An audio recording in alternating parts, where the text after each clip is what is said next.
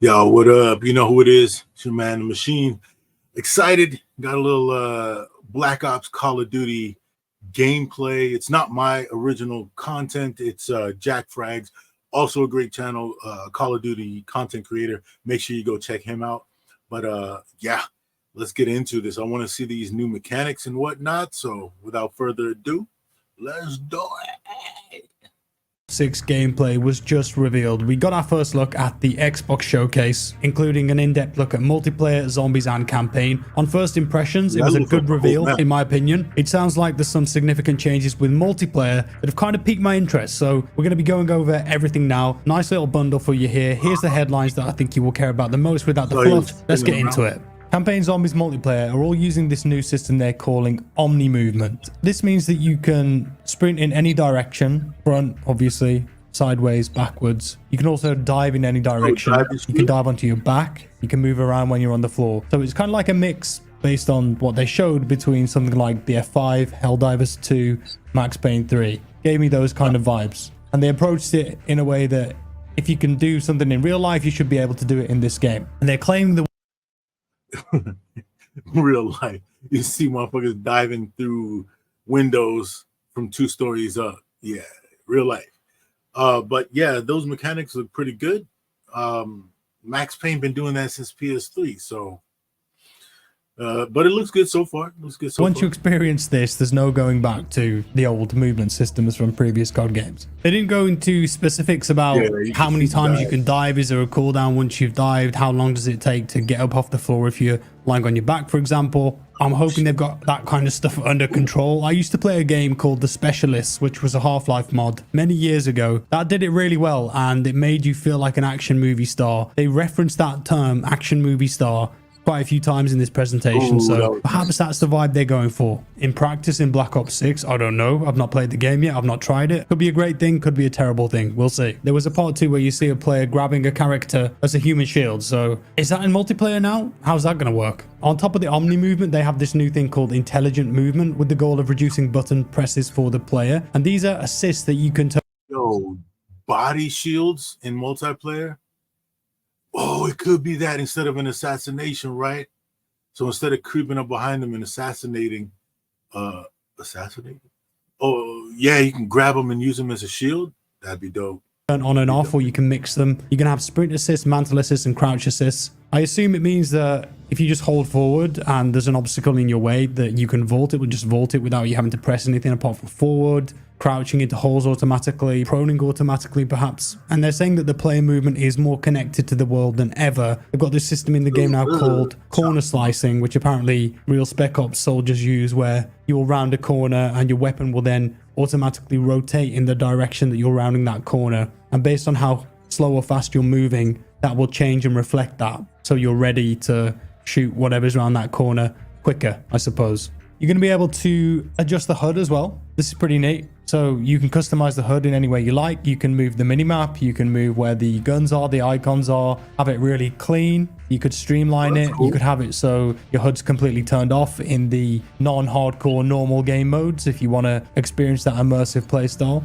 Theater mode is coming back. I didn't expect that one, but they've actually brought it back. Will it come to Warzone though? Fingers crossed. That'd be a great feature.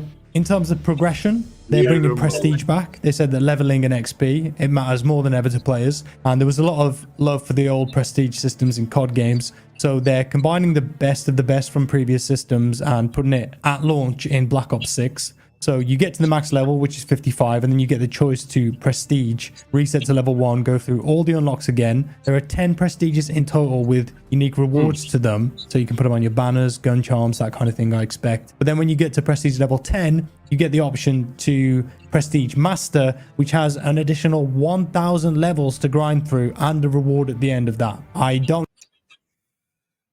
1,000 levels to grind through. I appreciate a good Call of Duty grind just like anybody else. But to be honest, in MW2 and MW3 with these camo grinds, dude, kiss my ass. Shit is horrendous. I don't like grinding a camo for a gun that I like, but I have to unlock guns that I care nothing about. It's annoying. I understand they're trying to put some fillers in there just to keep people to come back and play, but damn, man. Just let us play the way we want to play. I do miss the black and orange black up colorway though.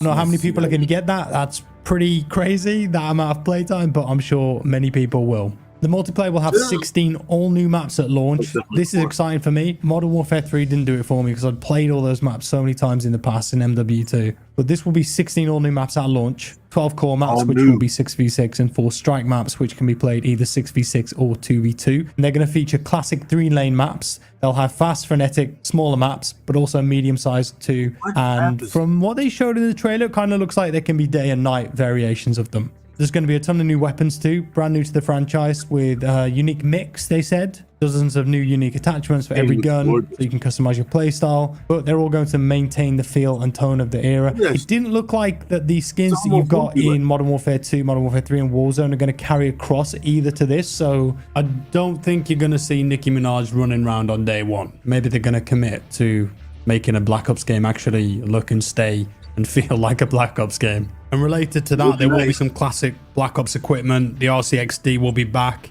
The tranquilizer traps, adrenaline stims, homing knives, disruptor. So there'll be some familiar stuff with the new. They made a point. So sorry to keep pausing, but yes, I love that. I love the fucking new shit. Like right now I'm using Gundam and MW3. I love the bundles, but it would be nice if they stick with the theme for at least the first 3-4 seasons. I think. To me, it's nice. It's the one thing I hated about Vanguard. First of all, I don't like World War II era stuff. I only picked it up because my homies was on it, and that was the first game we reconnected after 20 years. So that's why it has a special place for me. But other than that, I thought Vanguard, outside the campaign, was utter garbage. And I hated seeing laser guns in a World War II era set game. But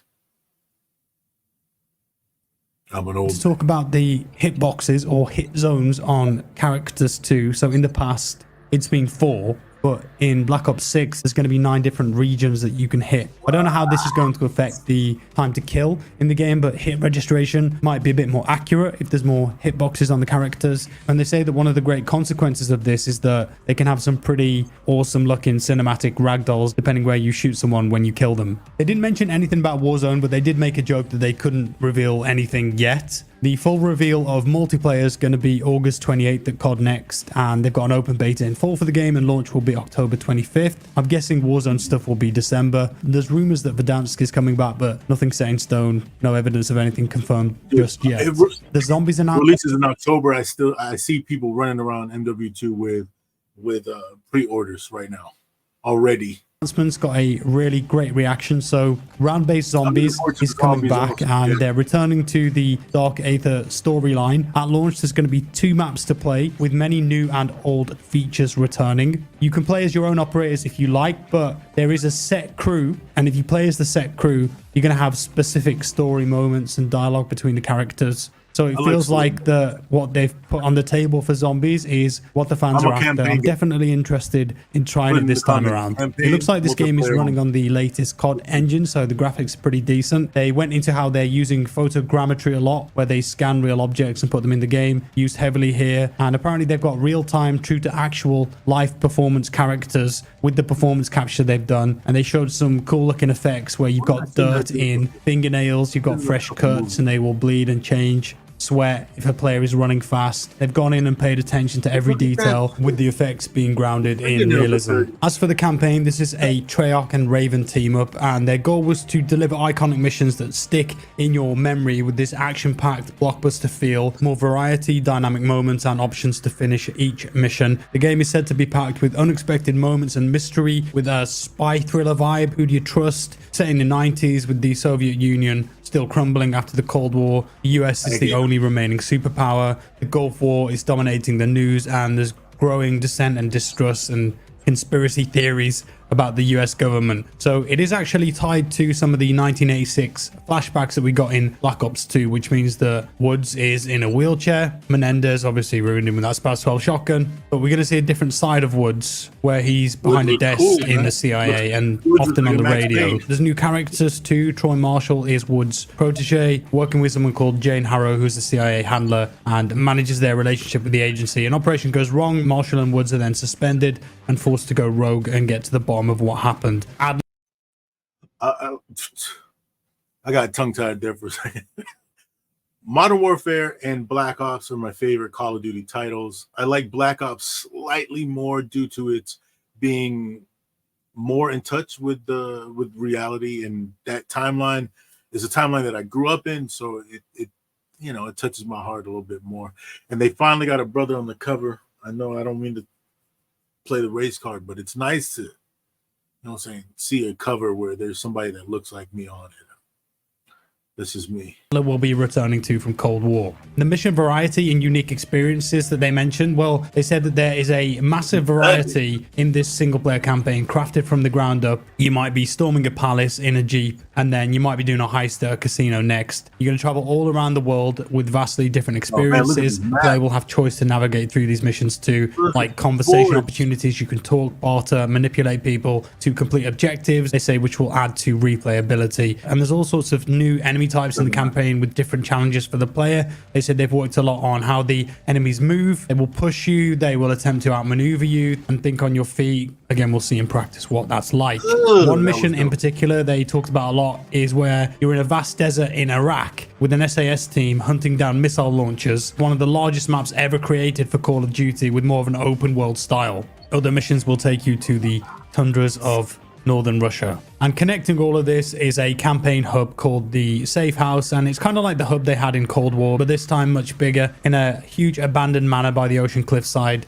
And it used to be a KGB black site, which means that when you're exploring it, there's a lot of intrigue there, secrets to discover. The evidence board's going to return with upgrades, and players can view the campaign outlines, getting deeper insight into the missions, characters, lore, that kind of thing. No co-op though, by the sounds of it, but maybe they'll reveal that at some point in the future. And I think that's about all of the highlights in my opinion. If you want to see the full thing, they go into a lot more depth than I just did. It's about 23 minutes long on the Xbox channel. But to me, those are the important things. It's a card game. It looks like a card game, right? But to me, the biggest thing is this new omnidirectional movement. I want to try that. And also there's some good quality of life changes to the multiplayer. I like the idea of 16 new maps too this time, rather than ones that I've played thousands of hours on. It does make me wonder if they'll have that omnidirectional stuff in Warzone. I imagine they will, because it's all supposed to be feeling the same, right? So Warzone might change a lot. Time will tell. But either way, guys, thank you for watching. Let me know your thoughts down below. I just remembered that I forgot to mention this too. It is going to be day one on Xbox Game Pass. Also, I do apologize for my voice. I am sick again. I keep getting sick. It is what it is, but I really wanted to make a video. All right. So yeah, he's sick. But yeah, day one Game Pass, that's huge, man. That's where that Xbox exclusivity is coming in, where they own Call of Duty now. So that's dope. Shit. Maybe I should boot up my... Nah, I like playing COD on the PS5. But that's dope. I mean, that's where I kept my Xbox account. But yeah, those mechanics are good. Max Payne's been doing that dive and roll since since PS3. So it's nice. COD's finally catching up to it. Game looks beautiful. I love it. I'm day one. Pre-order. I got burned on the pre-order for Modern Warfare 2. I did not. That was a horrible launch, disgusting launch. And I don't like that when you pre-order, you get the game early for a week and all of your progression is reset. You know, there's guys like myself that'll play for a week and you get up to 15, level 15, level 20, and you got to restart. That shit is annoying. So as far as what I see in the bundle, to be honest, I don't see any reason to pre-order. But you never know. But I'm definitely day one for sure. You guys let me know down in the comments. Are you day oneing Black Ops 6? Check out JackFrags' channel. He's great with the Call of Duty content. Awesome channel. So yeah, that's pretty much it.